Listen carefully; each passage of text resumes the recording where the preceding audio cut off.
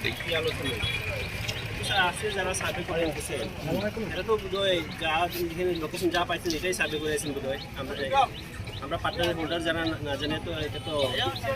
sir আমরা এখানে sir আরো আরেকটা কি হয়েছে আমরা এখানে আরেকটা প্রবলেম আছে প্রথম হলো আমরা আগে যে সময় 2009 আমরা যে সময় পাতা পাইছি